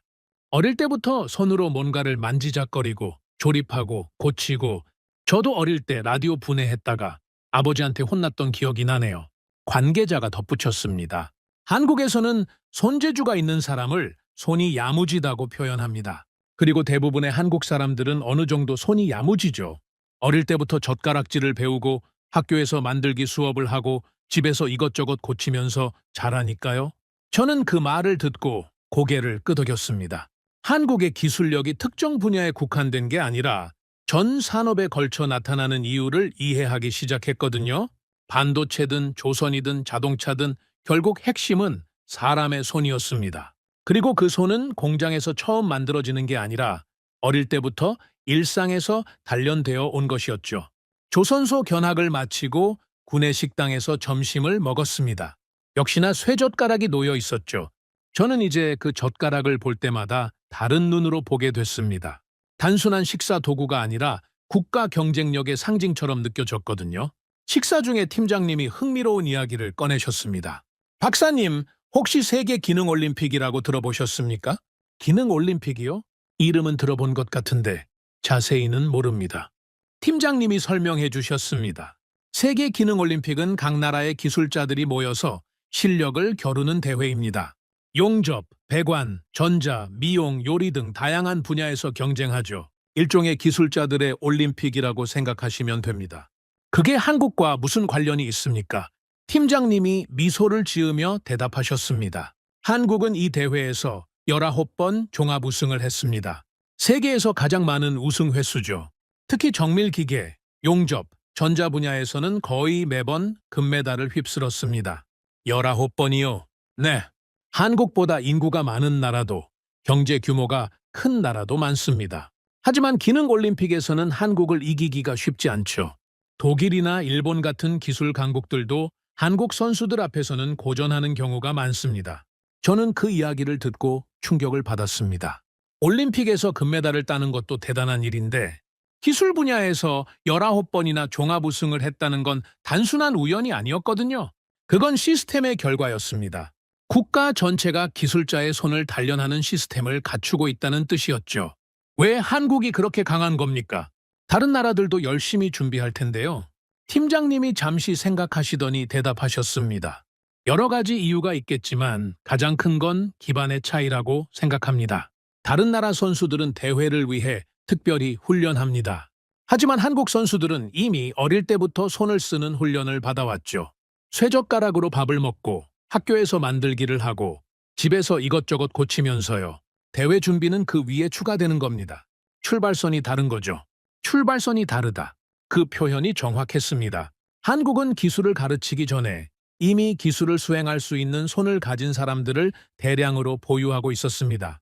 다른 나라들이 기초부터 훈련해야 할 때 한국은 바로 응용 단계로 넘어갈 수 있었던 거죠. 오후에는 자동차 부품 공장을 방문했습니다. 어제 잠깐 들렀던 곳보다 규모가 큰 곳이었죠. 엔진 부품부터 전자장치까지 다양한 제품을 생산하고 있었습니다. 공장 관계자가 특별히 보여주고 싶은 게 있다며 한 작업장으로 안내했습니다. 이곳은 전기차 배터리 냉각 시스템을 만드는 곳입니다. 박사님께서 관심 가지고 계신 열관리 기술이 직접 적용되는 현장이죠. 저는 눈이 번쩍 뜨였습니다. 드디어 제가 찾던 기술의 실제 적용 현장을 볼 수 있게 된 거였거든요. 전기차 배터리는 충전과 방전 과정에서 열이 많이 발생합니다. 이 열을 제대로 관리하지 못하면 배터리 수명이 급격히 줄어들고 심하면 화재가 발생할 수도 있죠. 그래서 냉각 시스템이 매우 중요합니다. 관계자가 부품 하나를 집어들며 보여줬습니다. 이게 냉각 플레이트입니다. 배터리 셀 사이에 들어가서 열을 흡수하고 분산시키는 역할을 하죠. 보시다시피 매우 얇습니다. 두께가 1mm도 안 돼요. 하지만 이 안에 미세한 냉각수 통로가 새겨져 있습니다. 저는 그 부품을 자세히 들여다봤습니다. 정말 얇은 금속판이었는데 표면에 머리카락보다 가는 홈들이 정교하게 새겨져 있었죠. 이런 정밀한 가공이 어떻게 가능합니까? 기계 가공과 수작업이 결합됩니다. 기본 형태는 기계가 만들지만 최종 품질 검사와 미세, 조정은 사람 손으로 합니다. 이 얇은 판이 조금이라도 휘어지면 냉각 효율이 떨어지거든요. 그걸 눈과 손끝으로 감지해내는 겁니다. 저는 다시 한번 깨달았습니다. 반도체, 조선, 자동차. 분야는 다르지만 핵심은 같았습니다. 기계가 할 수 없는 마지막 영역, 인간의 감각과 손끝이 결정하는 영역. 한국은 그 영역에서 압도적인 경쟁력을 갖추고 있었습니다. 공장 견학을 마치고 돌아오는 차 안에서 저는 오늘 본 것들을 정리했습니다. 조선소의 용접사, 기능 올림픽 19번 우승, 전기차 배터리 냉각 시스템. 모든 것이 하나로 연결되고 있었죠. 한국은 기술을 배운 나라가 아니었습니다. 한국은 기술을 수행할 수 있는 몸을 이미 갖춘 나라였습니다. 쇠젓가락으로 시작된 손끝의 훈련이 반도체가 되고 선박이 되고 자동차가 되고 에너지 기술이 된 거였죠. 팀장님이 물으셨습니다. 박사님, 이틀간 보신 소감이 어떠십니까? 저는 잠시 생각한 뒤 대답했습니다. 솔직히 말씀드리면 충격을 받았습니다. 저는 기술의 비밀을 장비나 투자에서 찾으려 했습니다. 하지만 한국의 비밀은 그보다 훨씬 깊은 곳에 있었더군요. 어떤 점에서 그렇습니까? 산업 경쟁력의 본질이 뭔지 다시 생각하게 됐습니다. 결국 핵심은 사람입니다. 인력의 성능을 어디까지 끌어올렸느냐가 국가 경쟁력을 결정하는 거죠. 한국은 그 답을 이미 수십 년 전부터, 아니 수백 년 전부터 축적해왔더군요. 밥상에서요. 팀장님이 조용히 미소를 지으셨습니다. 많은 외국 분들이 처음에는 젓가락 이야기를 황당하게 생각하십니다. 하지만 직접 현장을 보시면 이해가 되시더라고요. 저는 고개를 끄덕였습니다. 이제 이해합니다. 그리고 확신이 생겼습니다. 어떤 확신이요? 태국에 필요한 건 단순히 기술이 아닙니다. 이 기술을 만들어낸 시스템, 사람의 손을 단련하는 문화, 그걸 함께 배워야 합니다. 기계만 도입해서는 안 됩니다. 그 기계를 다룰 수 있는 손을 가진 사람을 길러내야 하죠. 팀장님이 진지한 표정으로 대답하셨습니다. 그 부분에서 저희가 도움을 드릴 수 있습니다. 기술 이전뿐만 아니라 인력 양성 프로그램도 함께 진행할 수 있거든요. 태국 기술자들이 한국에 와서 연수를 받을 수도 있고 한국 전문가들이 태국에 가서 교육할 수도 있습니다. 저는 그 말을 듣고 희망을 느꼈습니다. 단순한 기술 거래가 아니라 진정한 의미의 협력이 가능할 것 같았거든요. 숙소에 돌아와 창밖을 바라보며 생각에 잠겼습니다. 내일이면 한국을 떠나 태국으로 돌아가야 했죠. 이틀간의 짧은 방문이었지만 제 생각은 완전히 바뀌어 있었습니다. 저는 수첩을 펼쳐 메모를 남겼습니다. 손끝은 산업을 만든다. 한국은 기술을 배운 나라가 아니라 몸으로 이미 준비된 나라였다. 그리고 다음 장에 이렇게 적었죠. 이제 남은 질문은 하나다. 이 기술이 태국의 열 문제를 해결할 수 있는가? 내일 마지막 회의에서 확인해야 한다. 창밖으로 한국의 밤하늘이 보였습니다. 이 나라의 비밀을 이제 알 것 같았습니다. 불편함을 견디며 손을 단련해온 나라. 그 손으로 반도체를 만들고 배를 만들고 자동차를 만들어 온 나라. 그리고 이제 그 손이 열을 다스리는 기술을 만들어냈습니다. 태국에 필요한 건 바로 그것이었습니다. 한국에서의 마지막 날 아침이었습니다. 오늘은 귀국 전에 한국 측과 최종 회의를 갖기로 되어 있었죠. 이틀간 현장을 돌아보면서 많은 것을 보고 느꼈지만 이제 가장 중요한 이야기를 해야 할 시간이었습니다. 호텔에서 나서기 전에 거울 앞에 섰습니다. 오늘 회의에서 무슨 말을 해야 할지 밤새 생각했거든요. 단순히 기술 협력을 요청하는 게 아니었습니다. 태국의 미래를 걸고 부탁을 해야 하는 자리였죠. 저는 심호흡을 하고 호텔을 나섰습니다. 회의장에 도착하니 한국 측에서 이틀간 함께했던 분들 외에도 몇 분이 더 와 계셨습니다. 열관리 기술을 전문으로 연구하는 연구원들과 실제 해외 프로젝트를 수행한 경험이 있는 엔지니어들이었죠. 테이블 위에는 두툼한 자료집들이 놓여 있었습니다. 한국 측에서도 오늘 회의를 중요하게 생각하고 있다는 뜻이었죠. 팀장님이 회의를 시작하며 말씀하셨습니다. 박사님, 이틀간 현장을 직접 보셨으니 이제 본론으로 들어가겠습니다. 오늘은 한국의 열관리 기술이 태국의 상황에 구체적으로 어떻게 적용될 수 있는지 설명드리겠습니다. 저는 손을 들어 말을 멈추게 했습니다. 그리고 자리에서 일어났죠. 잠깐만요. 기술 설명에 앞서 제가 먼저 드릴 말씀이 있습니다. 회의실이 조용해졌습니다. 한국 측 모두가 저를 바라봤죠. 약간 의아한 표정들이었습니다. 보통 이런 회의에서는 상대방의 프레젠테이션을 먼저 듣는 게 예의니까요. 하지만 저는 순서를 바꾸고 싶었습니다. 제 마음을 먼저 전해야 했거든요.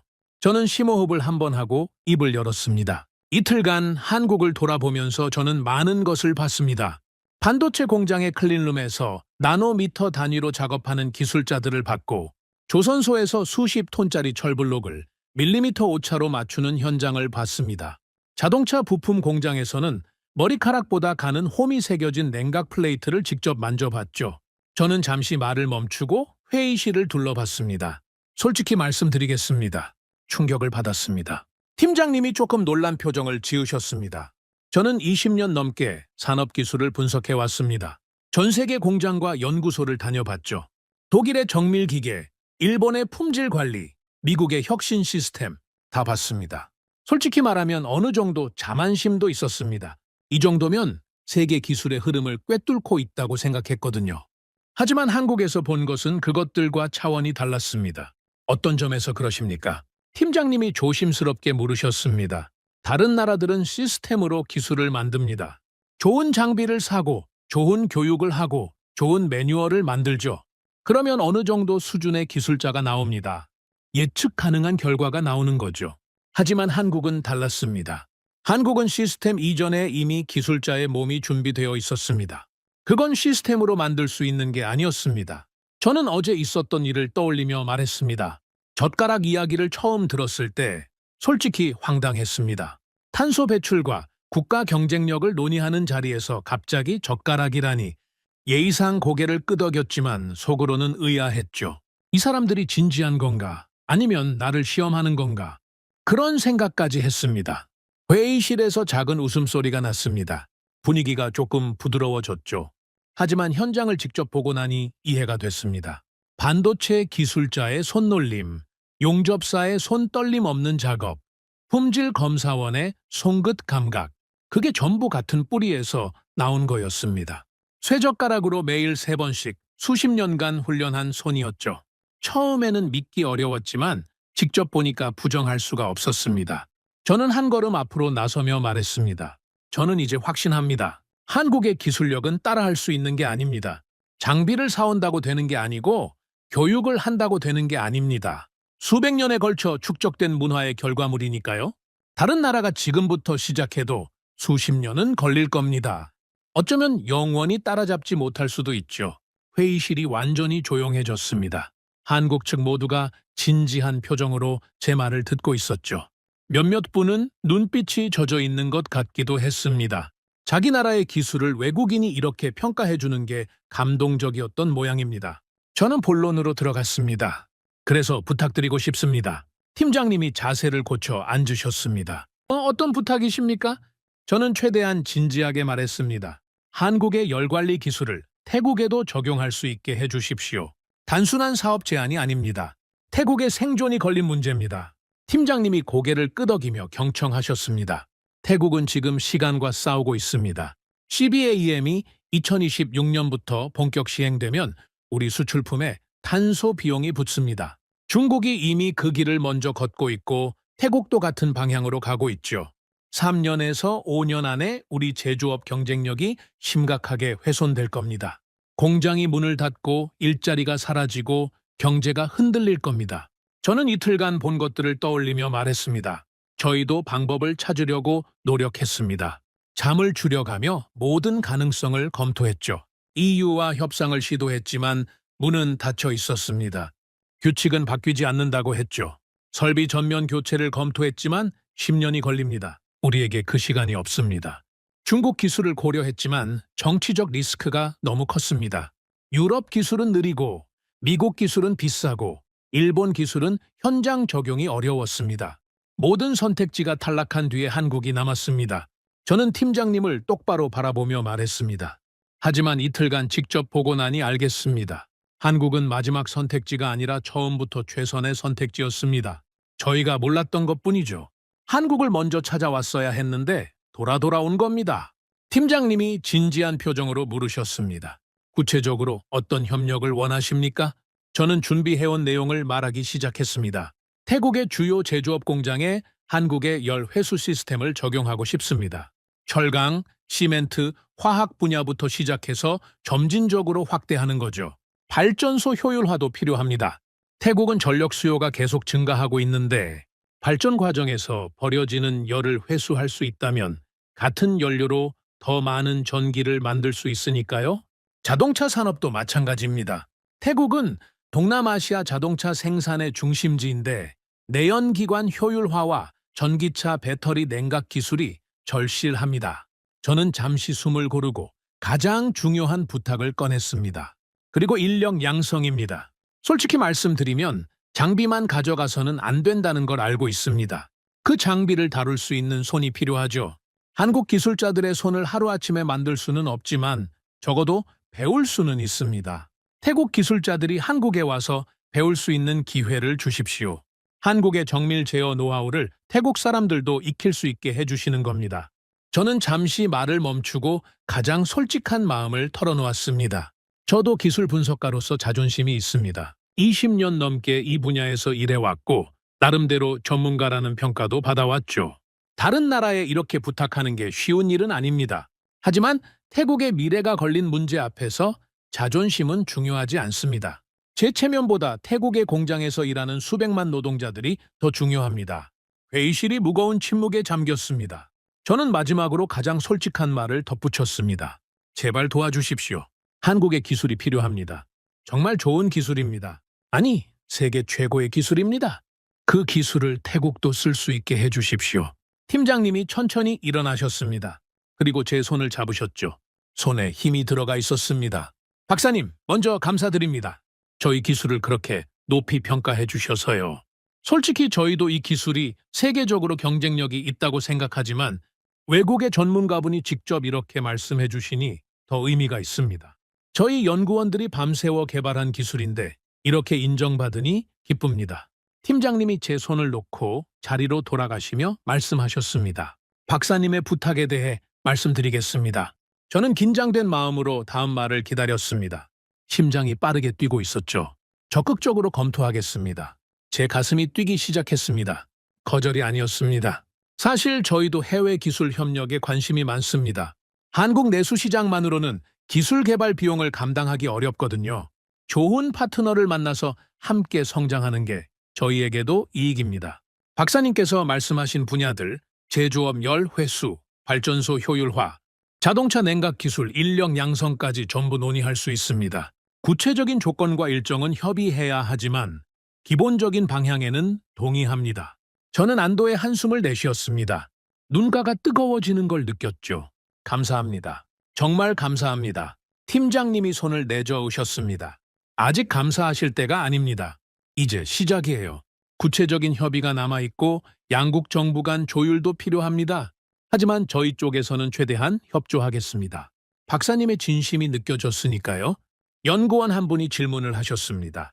박사님, 태국 정부에서 이 제안을 받아들일 가능성이 얼마나 있습니까? 저는 자신 있게 대답했습니다. 제가 만들겠습니다. 이틀간 본 것들, 들은 이야기들, 숫자들을 종합해서 보고서를 작성하겠습니다. 정부가 거절할 수 없는 제안으로 만들어야죠. 그게 제 일입니다. 팀장님이 고개를 끄덕이셨습니다. 저희도 필요한 자료가 있으면 다 드리겠습니다. 박사님께서 보고서 쓰시는데 도움이 될 겁니다. 시뮬레이션 데이터든 해외 적용 사례든 필요하신 건 뭐든 말씀하세요. 공항으로 가는 차 안에서 저는 창밖을 바라보며 생각에 잠겼습니다. 이틀간의 방문이 제 인생에서 가장 중요한 이틀이 될 것 같았습니다. 한국의 풍경이 스쳐 지나가는 걸 보면서 묘한 감정이 들었죠. 이 나라가 가진 비밀을 이제야 알게 됐다는 생각이 들었습니다. 한국은 약속했습니다. 적극적으로 검토하겠다고. 이제 제 차례입니다. 태국 정부를 설득해야 합니다. 비행기가 이륙하면서 한국 땅이 점점 작아져 갔습니다. 쇠젓가락에서 시작된 기술, 반도체와 조선과 자동차를 거쳐 열관리까지 도달한 기술, 그 기술이 태국에도 올 수 있습니다. 저는 눈을 감고 생각했습니다. 반드시 성공시켜야 합니다. 태국을 위해서, 그리고 한국의 기술을 믿어준 제 자신을 위해서. 태국에 돌아온 다음 날, 저는 곧바로 보고서 작성에 들어갔습니다. 한국에서 본 것들, 들은 이야기들, 시뮬레이션 결과까지 전부 정리해서 정부에 제출할 제안서를 만들어야 했죠. 일주일 동안 거의 잠을 자지 못했습니다. 하지만 피곤하지 않았습니다. 희망이 생기면 사람은 지치지 않거든요. 보고서가 완성되고 드디어 정부 고위급 회의가 소집됐습니다. 총리실, 산업부, 재무부, 외교부 관계자들이 한자리에 모였죠. 저는 프레젠테이션을 준비하며 긴장했습니다. 이 회의에서 결정이 나면 태국의 미래가 바뀔 수 있었으니까요.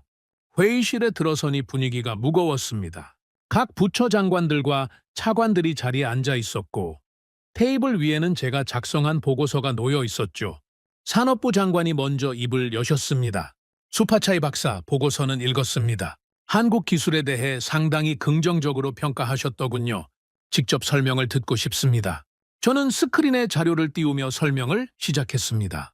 한국의 열관리 기술을 태국 주요 산업에 적용할 경우 탄소 배출을 평균 25에서 30% 줄일 수 있습니다. 적용 기간은 공장당 약 1년이고 비용 회수 기간은 3년에서 4년입니다. CBAM 본격 시행 전에 충분히 대응할 수 있는 시간입니다.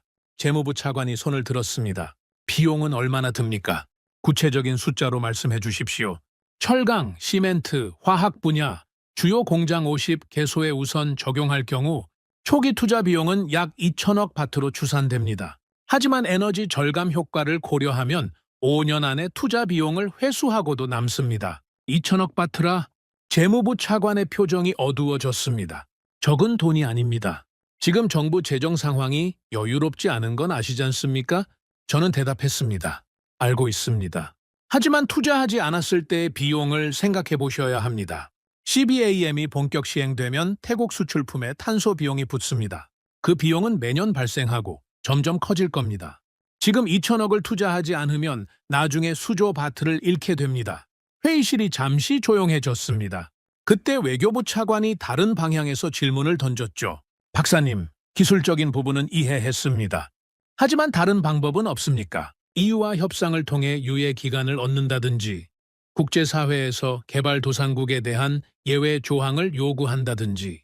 저는 고개를 저었습니다. 이미 검토했습니다. EU의 입장은 명확합니다. CBAM은 특정 국가를 겨냥한 게 아니라 전 세계에 동일하게 적용되는 규칙이라고요. 예외는 없습니다. 외교부 차관이 반박했습니다. 하지만 외교적 노력을 계속하면 상황이 바뀔 수도 있지 않겠습니까? 성급하게 큰 돈을 투자하기보다는 좀 더 지켜보는 게 나을 수도 있습니다. 저는 속으로 한숨을 쉬었습니다. 예상했던 반응이었거든요. 정부 내에는 항상 두 가지 목소리가 있습니다. 하나는 행동을 촉구하는 목소리이고 다른 하나는 기다리자는 목소리죠. 위기 상황에서도 마찬가지입니다. 저는 최대한 차분하게 대답했습니다. 차관님, 지켜보는 동안 중국은 어떻게 됐습니까? 3년 전만 해도 중국은 세계의 공장이었습니다. 지금은 EU 시장에서 밀려나고 있죠. 그들도 협상하려 했습니다. 결과가 어땠습니까? 외교부 차관이 입을 다물었습니다. 저는 계속했습니다. 시간은 우리 편이 아닙니다. 기다리면 기다릴수록 상황은 나빠집니다. 지금 결정하지 않으면 3년 뒤에는 선택지조차 없어질 수 있습니다. 그때 총리실에서 나온 비서관이 입을 열었습니다. 젊은 관료였는데 꽤 날카로운 질문을 던졌죠. 박사님, 한 가지 여쭤봐도 될까요? 왜 하필 한국입니까? 무슨 말씀이십니까? 독일도 기술이 있고 일본도 기술이 있고 미국도 기술이 있지 않습니까? 굳이 한국을 선택해야 하는 이유가 뭡니까? 혹시 한국 측에서 특별한 조건을 제시한 겁니까? 그 질문에는 약간의 의심이 섞여 있었습니다. 저는 정면으로 대답했죠. 특별한 조건 같은 건 없습니다. 순수하게 기술적 판단입니다. 독일 기술은 정밀하지만 적용까지 3년 이상 걸립니다. 일본 기술은 안정적이지만 현장 적용 속도가 느립니다. 미국 기술은 효과적이지만 비용이 2배 이상입니다. 한국은 속도, 비용, 효과 세 가지를 모두 갖추고 있습니다. 비서관이 다시 물었습니다. 그게 가능한 이유가 뭡니까? 한국이 특별히 뛰어난 이유가 있습니까? 저는 잠시 망설였습니다. 젓가락 이야기를 꺼내야 할지 말아야 할지 고민이 됐거든요. 이 자리에서 그 이야기를 하면 황당하게 들릴 수도 있었으니까요. 하지만 저는 솔직하게 말하기로 했습니다. 제가 한국에서 직접 보고 온 게 있습니다. 회의실의 시선이 제게 집중됐습니다. 한국의 기술력은 장비나 투자에서 나오는 게 아닙니다. 사람에게서 나옵니다. 한국 기술자들의 손이 다른 나라 기술자들과 다릅니다. 정밀도가 다르고 숙련 속도가 다릅니다. 무슨 근거로 그렇게 말씀하십니까? 저는 이틀간 현장을 직접 봤습니다. 반도체 공장, 조선소, 자동차 부품 공장. 모든 곳에서 같은 것을 봤죠. 기계가 할 수 없는 마지막 영역, 사람의 손이 결정하는 영역에서 한국은 압도적이었습니다. 저는 잠시 숨을 고르고 계속했습니다. 그리고 그 비밀이 뭔지 알게 됐습니다. 뭡니까? 쇠젓가락입니다. 회의실에 웅성거리는 소리가 퍼졌습니다. 예상했던 반응이었죠?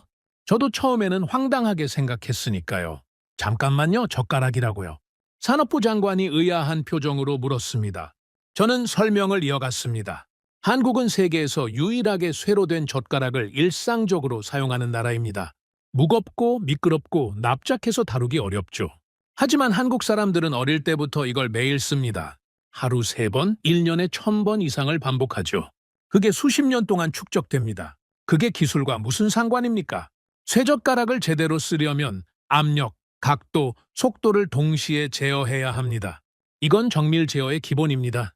한국 사람들은 공장에 들어가기 전에 이미 손이 훈련되어 있는 겁니다. 반도체 공정도, 용접도, 품질 검사도 결국 같은 능력을 요구하거든요. 회의실이 조용해졌습니다. 황당하다는 표정을 짓는 사람도 있었고 고개를 갸웃하는 사람도 있었죠. 산업부 장관이 천천히 말씀하셨습니다. 흥미로운 이야기입니다만 그걸 근거로 수천억 바트를 투자하기는 어렵지 않겠습니까? 저는 고개를 끄덕였습니다. 물론입니다. 젓가락 이야기는 배경 설명일 뿐입니다. 중요한 건 숫자죠. 저는 시뮬레이션 결과를 화면에 띄웠습니다. 이건 한국 연구소에서 태국 공장 데이터를 넣고 돌린 시뮬레이션 결과입니다. 탄소 배출 29% 감소, 비용 회수 기간 3년 4개월. 동남아시아의 다른 적용 사례에서도 비슷한 결과가 나왔습니다. 장관이 화면을 한참 들여다보셨습니다. 그리고 다른 참석자들을 둘러보셨죠. 다른 의견 있으십니까? 재무부 차관이 입을 열었습니다. 숫자는 인상적입니다. 하지만 리스크도 고려해야 합니다. 새로운 기술을 대규모로 도입하는 건 항상 위험이 따릅니다. 예상대로 효과가 나오지 않으면 어떻게 합니까? 저는 대답했습니다. 그래서 단계별 도입을 제한하는 겁니다. 처음에는 시범 사업으로 공장 5개소에만 적용합니다. 결과를 확인하고 효과가 검증되면 확대하는 거죠. 리스크를 최소화할 수 있습니다. 장관이 고개를 끄덕이셨습니다. 합리적인 접근입니다. 외교부 차관이 다시 질문했습니다. 한국 측에서 정식으로 제안을 받은 겁니까? 아직 공식 제안은 아닙니다. 하지만 한국 측에서 적극적으로 검토하겠다고 했습니다. 우리가 요청하면 구체적인 협의에 들어갈 준비가 되어 있습니다. 장관이 테이블을 가볍게 두드리며 말씀하셨습니다. 알겠습니다. 오늘 바로 결정을 내리기는 어렵겠지만 이 제안을 심각하게 검토하겠습니다. 수파차이 박사, 추가 자료가 필요하면 제출해 주십시오. 저는 고개를 숙여 감사를 표했습니다. 회의가 끝나고 회의실을 나서는데 산업부 장관이 저를 불러 세우셨습니다. 박사, 잠깐. 네, 장관님. 장관이 낮은 목소리로 말씀하셨습니다. 솔직히 말해서 나는 박사 제안에 찬성이야. 숫자가 말해주고 있거든. 하지만 정부 안에는 다양한 목소리가 있어. 시간이 좀 걸릴 거야. 저는 고개를 끄덕였습니다. 알고 있습니다. 하지만 시간이 많지 않습니다. 장관이 제 어깨를 가볍게 두드리셨습니다. 알아, 내가 할 수 있는 만큼 밀어볼게. 박사도 포기하지 마. 감사합니다, 장관님. 사무실로 돌아오는 길에 저는 창밖을 바라봤습니다. 방콕의 하늘은 여전히 뿌였죠. 하지만 희망의 빛이 조금씩 보이기 시작했습니다. 아직 결정되지 않았습니다. 하지만 방향은 정해지고 있었죠. 내부 보고서의 문장이 바뀌기 시작했거든요. 한국 기술은 더 이상 검토 대상이 아니었습니다. 유력한 시나리오가 되어가고 있었습니다. 정부 보고를 마치고 사무실로 돌아온 밤이었습니다. 회의실에서 나눈 대화들이 머릿속에서 맴돌았죠. 찬성하는 목소리도 있었고 반대하는 목소리도 있었습니다. 아직 결정된 건 아무것도 없었습니다. 저는 창밖을 바라보며 생각에 잠겼습니다. 방콕의 밤하늘이 뿌옇게 흐려져 있었죠. 저 하늘 아래 수많은 공장이 돌아가고 있고 수많은 굴뚝에서 연기가 피어오르고 있습니다. 그 연기 속에 태국의 미래가 달려 있었습니다. 지난 몇 달간의 여정이 머릿속을 스쳐 지나갔습니다. 중국이 흔들리는 것을 보면서 느꼈던 공포. EU가 새로운 규칙을 들고 나왔을 때 저는 도미노의 첫 번째 조각이 쓰러지는 걸 봤습니다. 중국이 먼저 무너지고 인도가 뒤따르고 태국은 그 다음 줄에 서 있었죠. 값싸게 만들면 이긴다는 규칙이 하루아침에 뒤집혔습니다. 탄소를 많이 쓰면 비싸진다는 새로운 규칙 앞에서 우리는 속수무책이었습니다. 모든 선택지가 탈락할 때 느꼈던 절망. EU와 협상하려 했지만 문은 닫혀 있었습니다. 설비를 바꾸려 했지만 10년이라는 시간이 필요했죠. 중국 기술은 정치적 위험이 너무 컸고 유럽 기술은 느렸고 미국 기술은 비쌌고 일본 기술은 현장에 맞지 않았습니다. 어디를 봐도 출구가 보이지 않았습니다. 그리고 한국을 발견했습니다. 처음에는 반신반의했습니다.